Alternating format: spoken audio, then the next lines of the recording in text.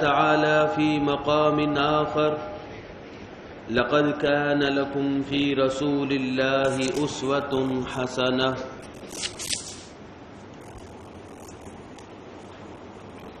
تمام قسم کی حمد و ثنا ایک اللہ وحدہ لا شریک کے لیے، ان گنت لا تعداد درود و سلام ہو امام الانبیاء رحمت للعالمین صلی اللہ علیہ وسلم کی ذات گرامی پر۔ اللہ رب العزت کا فرمان ہے: لقد كان لكم في رسول الله أسوة حسنة، کہ لوگوں، ہم نے تمہارے لیے قیامت تک آنے والے زندگی کے ہر مسئلے میں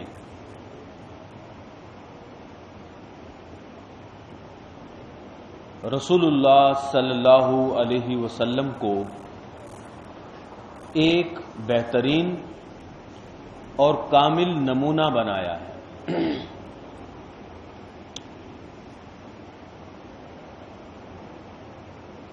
ایسا بہترین اور کامل نمونہ ہے جن کی طرف دیکھ کر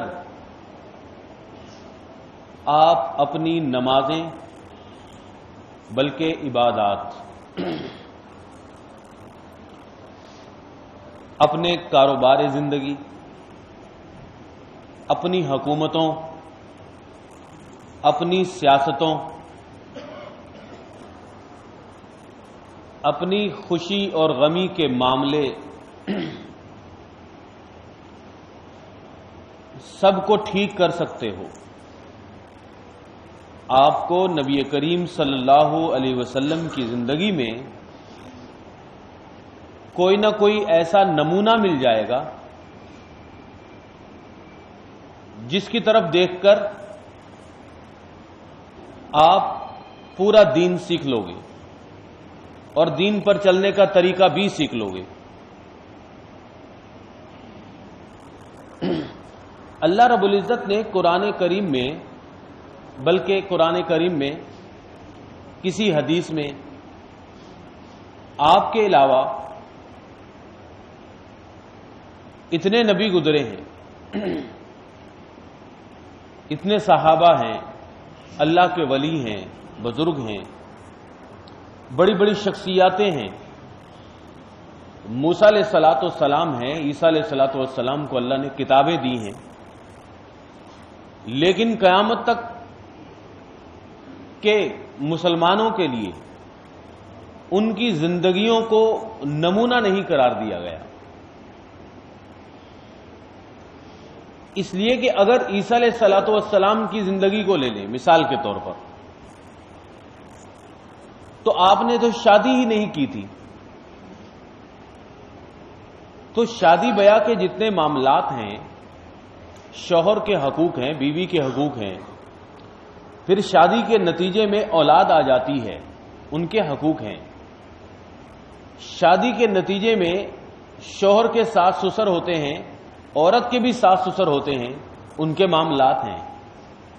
اس کے بارے میں عیسیٰ علیہ الصلوۃ والسلام کی کوئی رہنمائی نہیں ملے گی۔ بھائی آپ نے کیسے شادی کی، آپ کی کتنے اولاد تھی، ان کی تربیت کیسے کی، کچھ نہیں ملے گا، اس لیے کہ انہوں نے شادی نہیں کی تھی۔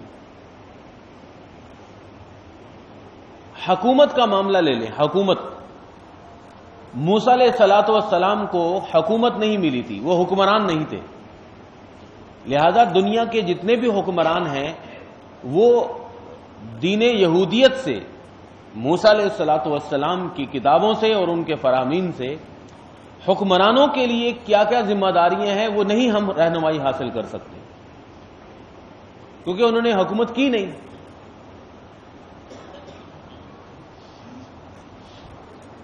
پیارے نبی صلی اللہ علیہ وسلم نے حکومت بھی کی،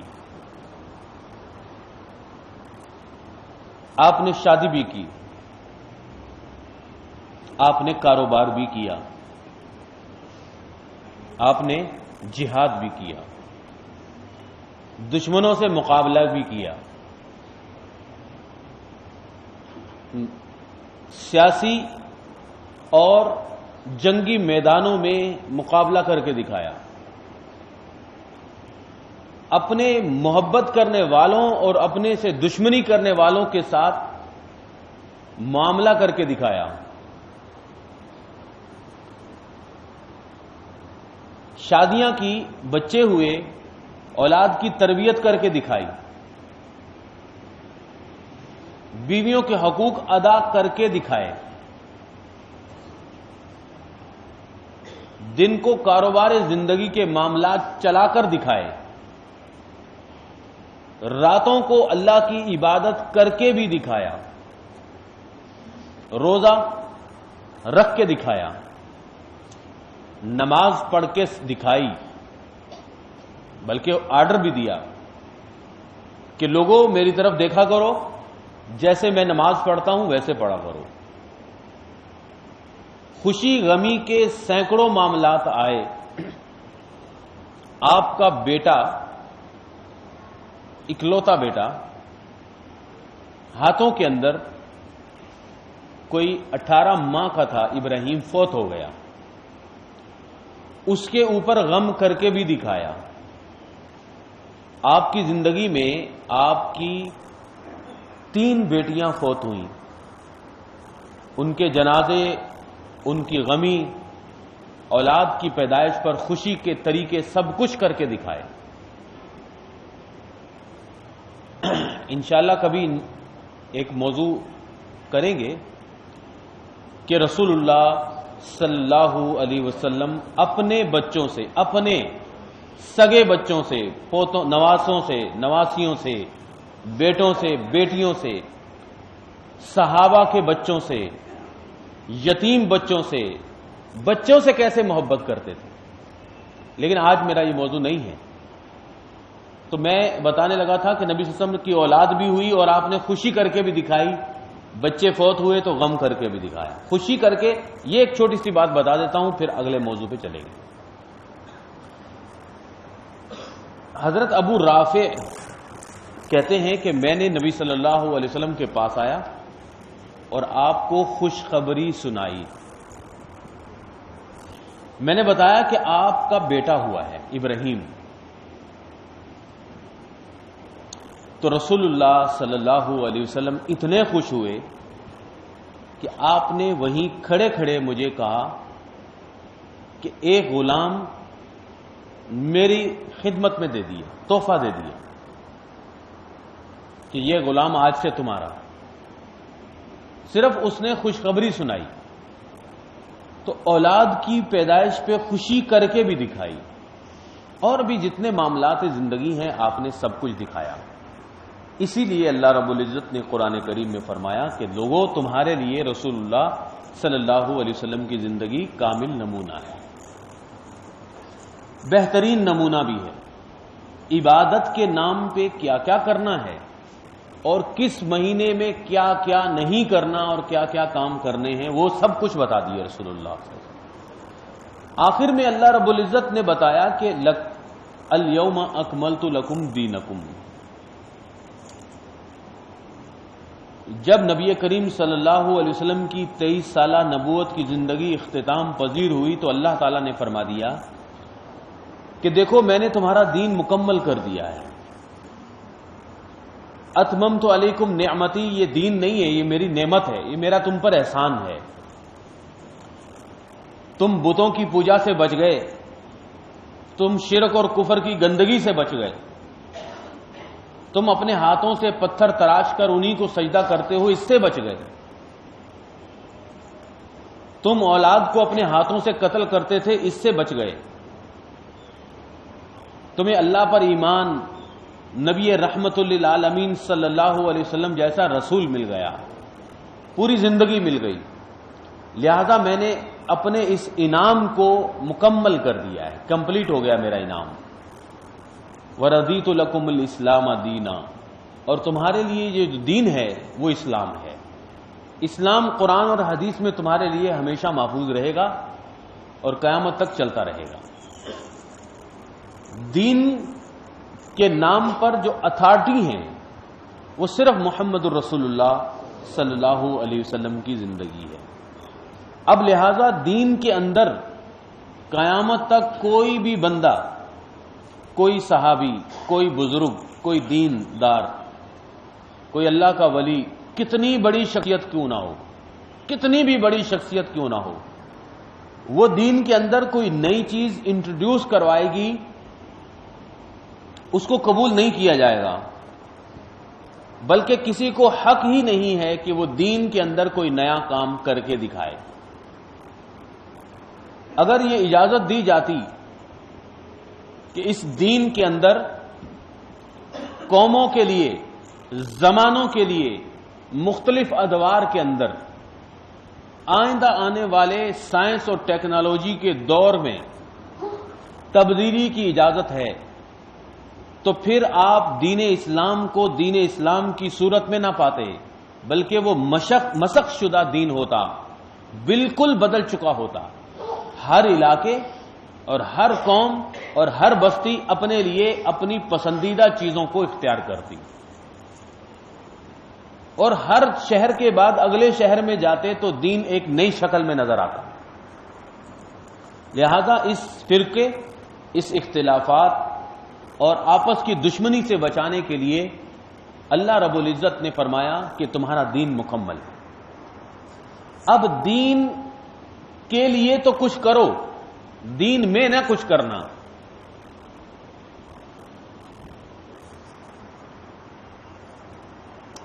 میرے خیال میں سمجھ نہیں آئی.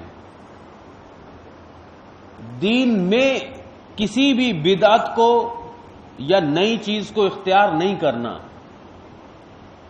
دین کے لیے نئے نئے کام کر سکتے ہو. آپ کہیں گے کہ یہ کیا مطلب ہے؟ اس کو عربی میں کہتے ہیں بدعت فی الدین اور بدعت للدین. اردو میں جو سمجھانا چاہتا ہوں انشاءاللہ سمجھائیں گے، اور اس سوچ کو، اس کلیے کو، اس قانون کو آپ ہمیشہ کے لیے پکڑ لیں تو اپنی زندگی میں انشاءاللہ تعالی آپ کو پاس ایک ایسی کسوٹی آ جائے گی جیسے سوناروں کے پاس کسوٹی ہوتی ہے کہ سونا کھرا ہے یا کھوٹا ہے. تو دین میں یہ کام صحیح ہے یا غلط ہے یہ آپ سمجھ جائیں گے، اور کسی بھی گمراہ کن شخص کی باتوں کا شکار نہیں ہوں گے انشاءاللہ. میں نے کیا کہا کہ دین میں کوئی نیا کام کرنے کی اجازت نہیں ہے. دین کے لیے کر سکتے ہیں. مثال کے طور پر نماز پڑھنی ہے، نماز.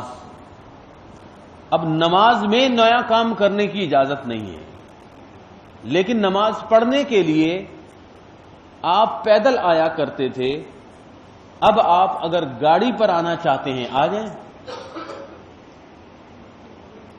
نماز پڑھنے کے لیے مٹی کی پرانی مسجدیں بنایا کرتے تھے اور کھجور کے پتوں کی چٹائیاں تھیں. اگر آپ قالین اور اے سی لگانا چاہتے ہیں تو لگا لیں، دین کے لیے ہے نا یہ کام. سمجھ آ رہی ہے کہ نہیں آ رہی بھائی؟ دین کے لیے کر رہے ہیں. آپ حج اور عمرہ کرنے پیدل جایا کرتے تھے، اونٹوں پہ جایا کرتے تھے. اب حج اور عمرے کے اندر تو کوئی تبدیلی آپ نے نہیں کر سکتے، وہ دین ہے. اس کے لیے اگر آپ ہوائی جہاز پہ جانا چاہتے ہیں تو چلے جائیں، دین کے لیے کام کر رہے ہیں نا. تو بدعت جو سمجھائی جاتی ہے اور بتائی جاتی ہے، کل بدعت ضلالہ، ہر بدعت گمراہی ہے، ہر بدعت گمراہی ہے، ہر بدعت آپ کو گمراہی کی طرف لے کے جائے گی، گمراہی آپ کو جہنم کی طرف لے کے جائے گی. تو 1400 سال میں صحابہ نے، محدثین نے، فقہا نے، ائمہ کرام نے یہی سوچ بتائی کہ اس دین کے اندر تو نہیں تبدیلی کرنی، دین کے لیے کچھ بھی کام کریں اپنے اپنے دور کے مطابق، اپنی اپنی ترقی کے مطابق تو کرتے چلے جائیں. قرآن کریم ہے، قرآن کریم کی تلاوت ہے، صحابہ اکرام پڑھا کرتے تھے، لکھا کرتے تھے. صحابہ اکرام قرآن کریم کو پڑھا کرتے تھے، لکھا کرتے تھے. بعد میں جب نئے دور آئے، ایران میں، شام میں، مصر میں، یہ روس کی جتنی ریاستیں ہیں، خراسان میں، افغانستان میں، سندھ میں اسلام آ گیا. اب یہ لوگ پیدائشی عربی تو نہیں تھے، ان کو قرآن تو ایسے سمجھ نہیں آئے گا. لہذا حجاج بن یوسف کے دور میں قرآن کریم کے اوپر زبر زیر لگا دی گئی، اعراب لگا دیے گئے کہ اب پڑھنے میں تھوڑی آسانی ہو جائے. تو یہ کام اس کو کسی نے بھی بدعت نہیں قرار دیا، اس لیے کہ یہ دین کے لیے ہو رہا تھا. قرآن میں تبدیلی نہیں ہوئی، قرآن میں پڑھنے کے لیے آسانی پیدا کر دی گئی.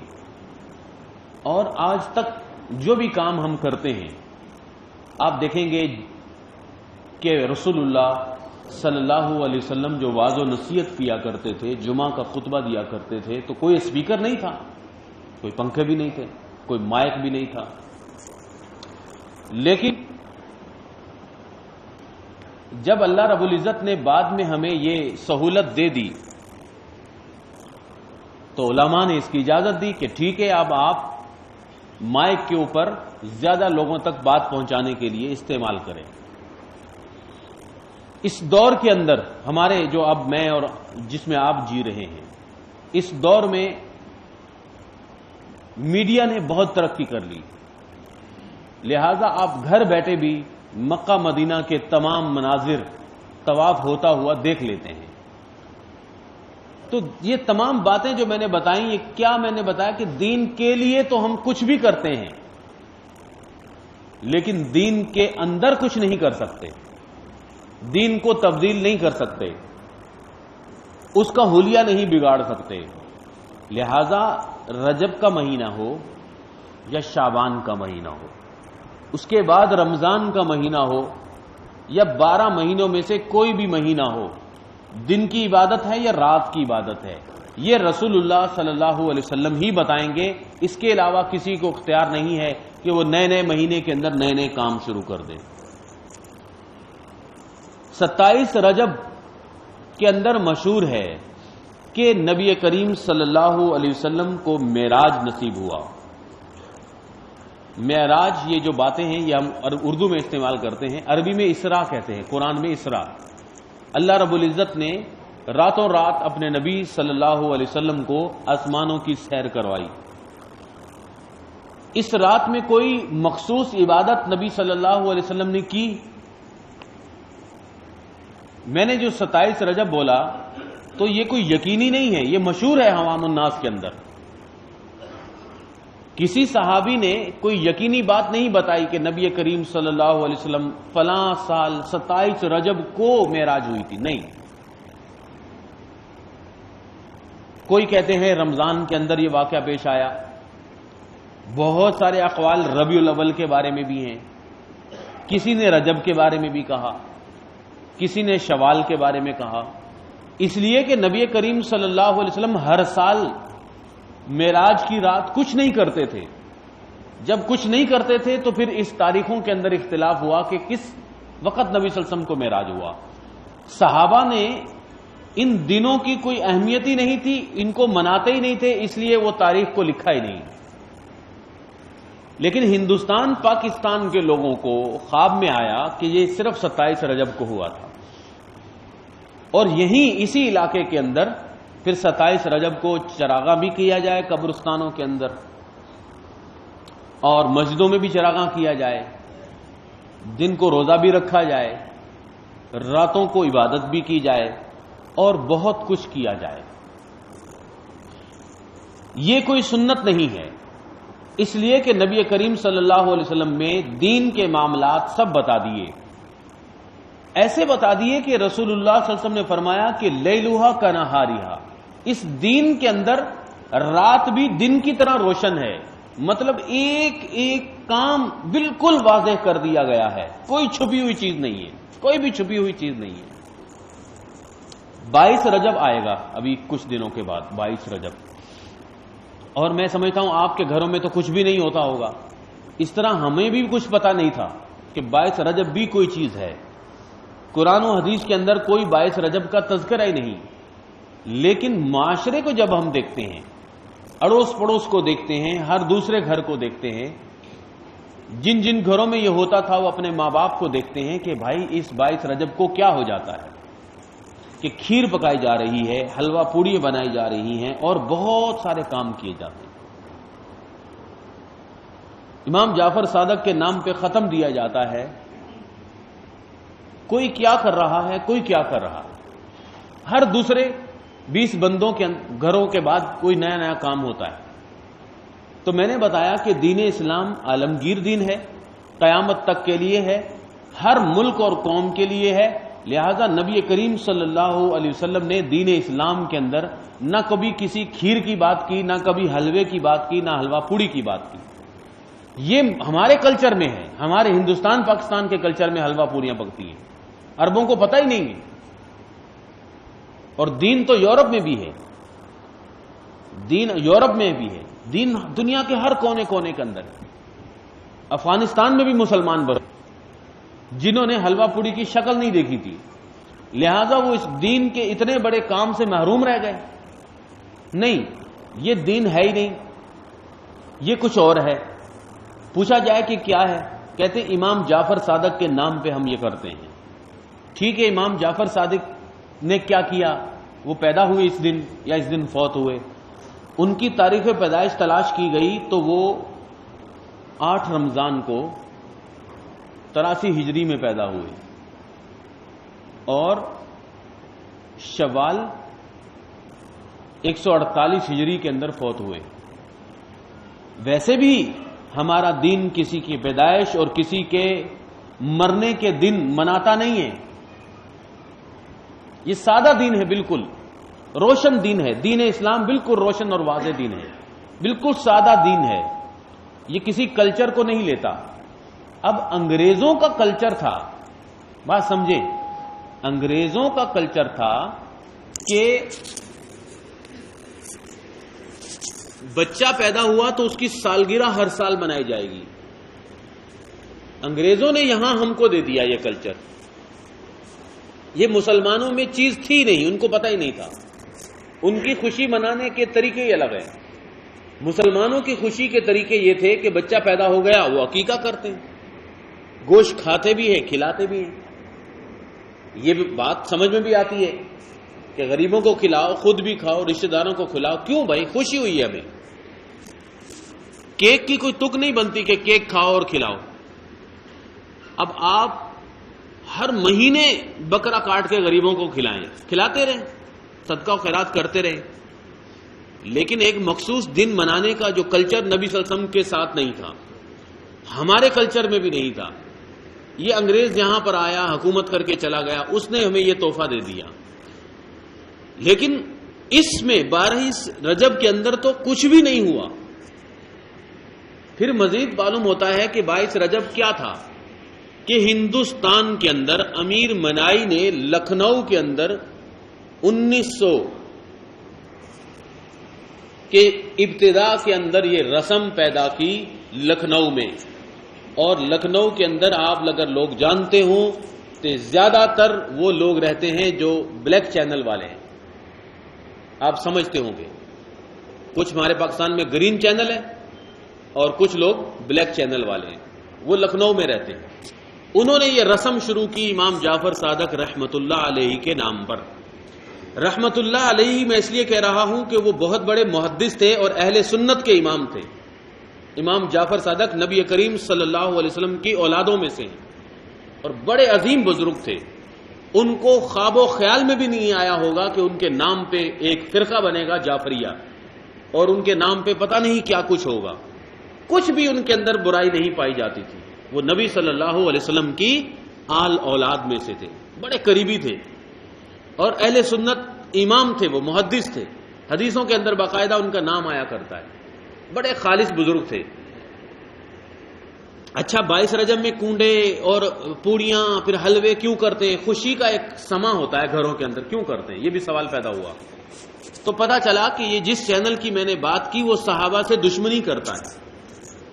حضرت امیر معاویہ رضی اللہ تعالی عنہ 22 رجب کو انتقال ہو گیا، تو ان کی کتابوں میں یہ ہے کہ ہمارا دشمن مر گیا ہے، لہذا اس دن خوشی کا دن ہے، عید کا دن ہے۔ اگر یہ بات بول کر حلوہ پوڑی بانٹی جاتی تو اہل سنت عوام کبھی بھی اس کو ہاتھ نہ لگاتی، استغفر اللہ بولتی کہ صحابہ کے مرنے پہ خوشی ہم نہیں کر سکتے، لہذا کچھ نہ کچھ جھوٹ بول کے پھیلائیں تاکہ یہ لوگوں کے اندر عام ہو جائے، عام ہو جائے گی، ان کی نسلیں پھر پتہ بھی نہیں ہوگا بیچاروں کو کچھ، وہ بنانے لگ جائیں گے، وہ کہیں گے ہمارے ماں باپ پاگل تھوڑی تھے یہ کرتے، ہمارے ماں باپ تو ایسے کرتے آئے۔ بس پھر وہ ایک روایت بنائی گئی کہ جی یہ آج امام جعفر کا ختم ہے اور فلاں ہے، لہذا شروع کر دیا، شروع کرنے کے بعد شروع کرنے والے مر گئے، اب ان کی نسلیں جو ہیں وہ اتنا پھیل گیا معاملہ کہ پتہ چلا کہ دین اسی چیز کا نام ہے، اس کے علاوہ کچھ بھی نہیں ہے۔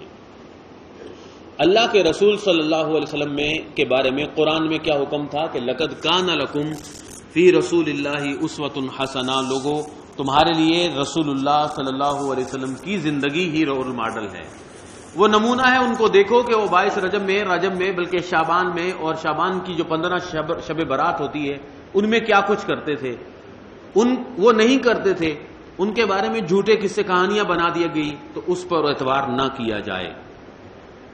صدقہ و خیرات کی شکل پورے سال میں عام ہے، جس طرح مرضی دیں آپ صدقہ و خیرات اپنے پڑوسی میں، اپنے غریب رشتہ داروں میں دوائی کی شکل میں دیں، کھانے کی شکل میں دیں، ان کا علاج معالجہ کرا دیں، ان کی تعلیم کروا دیں، یا ان کو آپ ہاتھ کے اندر روپے پکڑا دیں، اللہ کے گھروں کی تعمیر میں خرچ کریں، مدارس پہ خرچ کریں، کسی بھی شکل و صورت میں خرچ کریں، لیکن کہیں بھی رسول اللہ صلی اللہ علیہ وسلم نے کھیر، حلوہ پوڑی اور اس قسم کی کوئی بات نہیں کی، کیونکہ اسلام میں نے بتایا کہ کسی ایک قوم، مذہب اور عقیدے کے لوگوں کے لیے نہیں تھا کہ بس عرب کے لوگ کھجور کھاتے ہیں تو کھجور کھاؤ، بس آپ کھجور بانٹو گے تو صدقہ ہوگا وگرنہ صدقہ نہیں ہوگا، ایسا نہیں ہے۔ جس معاشرے، جن قوموں کے اندر یہ نئی چیز دیکھی گئی تو وہ بھی صدقہ و خیرات کریں گے بیچارے، تو رسول اللہ صلی اللہ علیہ وسلم نے صرف صدقہ و خیرات کی فضیلت بیان کر دی، چیز نہیں بتائی کہ یہ چیز دینا تو صدقہ ہوگا وگرنہ ہوگا ہی نہیں، ایسا کوئی بات نہیں ہے۔ اس لیے میں نے کہا کہ دین اسلام قیامت تک کے لیے ہے اور پوری دنیا کے لیے۔ شب معراج جو ہے، اسرار، اس کی حقیقت قرآن کریم میں خود اللہ کے رسول اللہ تعالیٰ نے بتا دی اور نبی کریم صلی اللہ علیہ وسلم نے بھی بتا دی۔ اللہ رب العزت نے فرمایا کہ سبحان الذی اسرا، وہ ذات پاک ہے جس نے اپنے بندے کو راتوں رات من المسجد الحرام الى المسجد الاقصى الذي باركنا حوله، مسجد حرام سے مسجد اقصی تک لے جایا گیا۔ اس کے بعد اللہ رب العزت نے آسمانوں کی سیر کروائی۔ اللہ تعالیٰ نے بتایا کہ لِنُرِيَهُ مِنْ آیاتنا، میرا مقصد یہ تھا کہ میرا نبی اپنی آنکھوں سے ہماری نشانیوں کو دیکھ لے، اس کو کہتے ہیں عین الیقین، آنکھوں سے دیکھ لے۔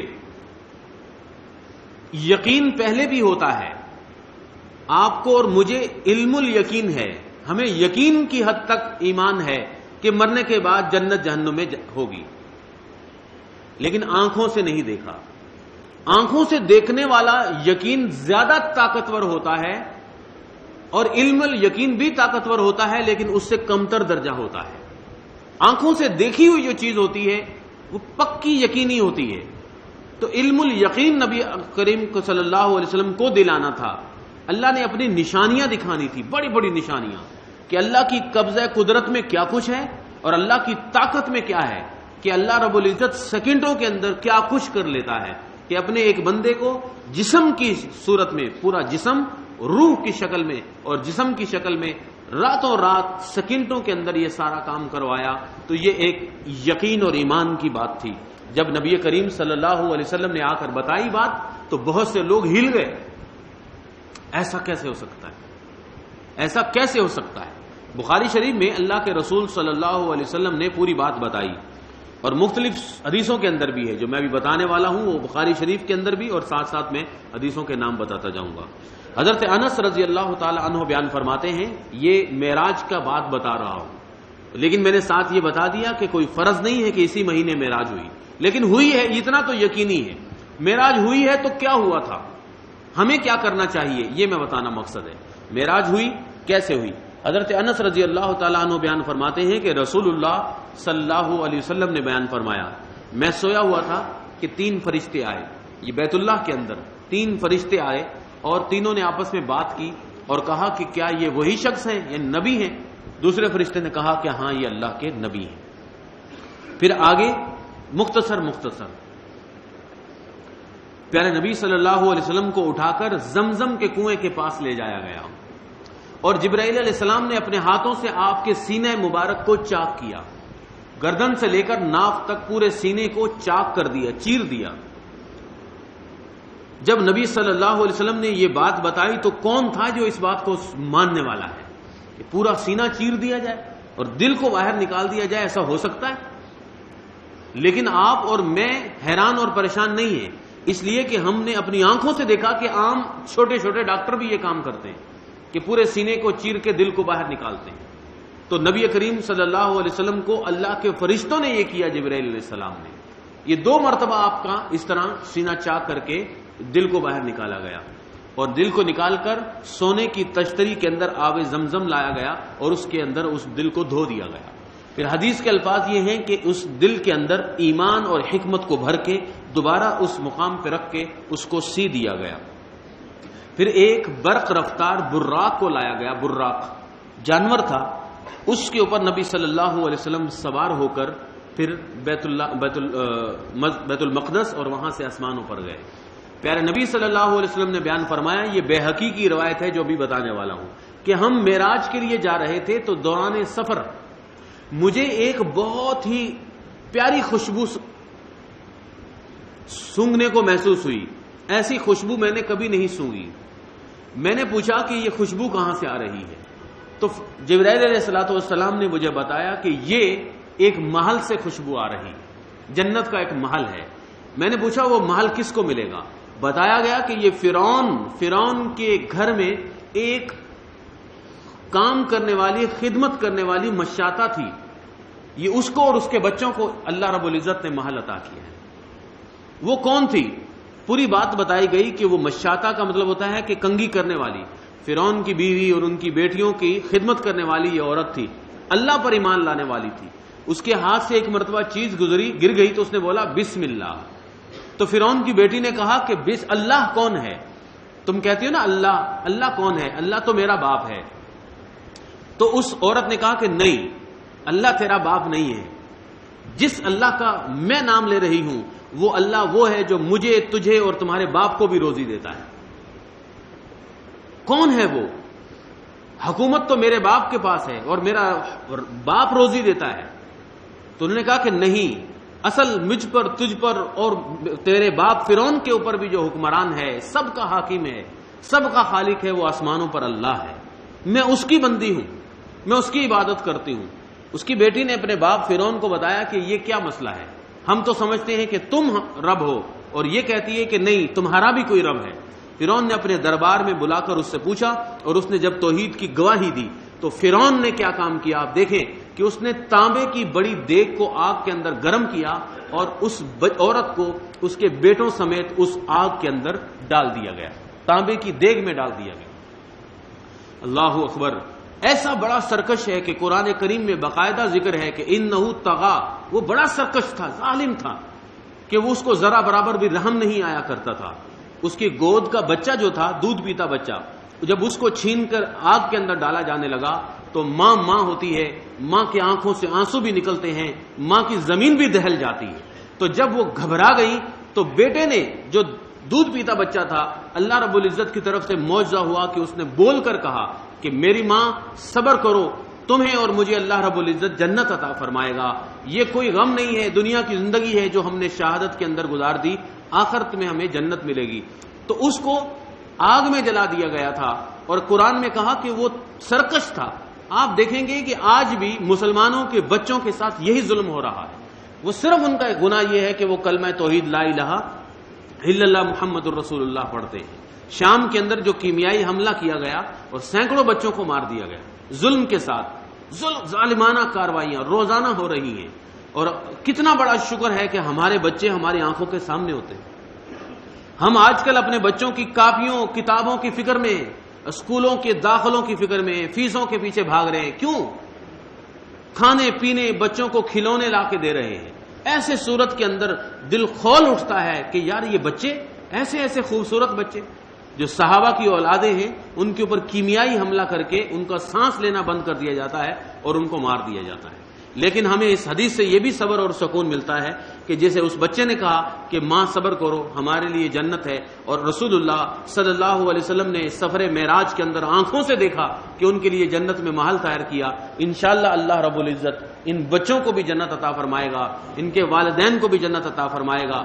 صبر کرنے والوں کو، اللہ کی راہ میں شہید ہونے والوں کو، مظلوم مارے جانے والوں کو اللہ رب العزت اعلیٰ مقام عطا فرمائے گا.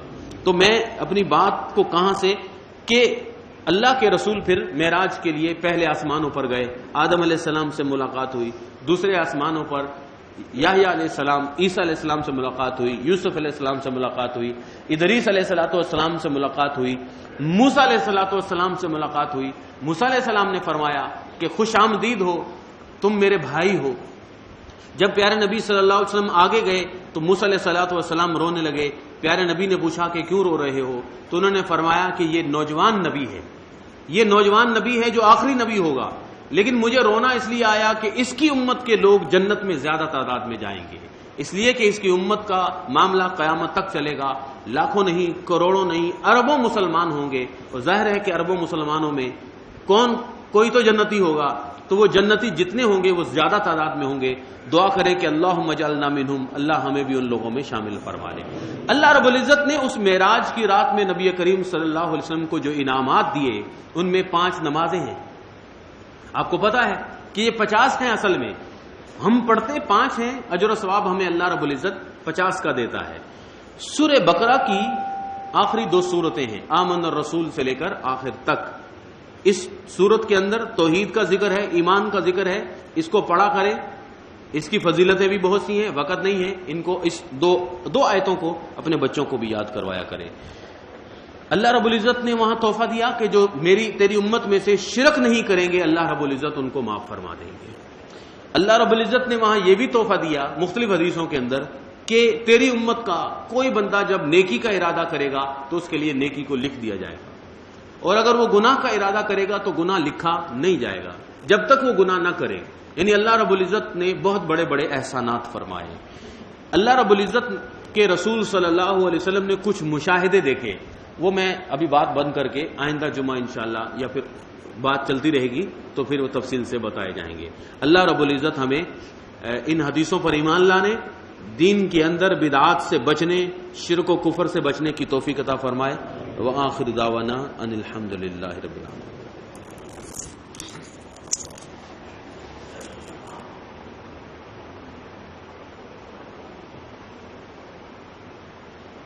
ان الحمد لله ونستعينه ونستغفره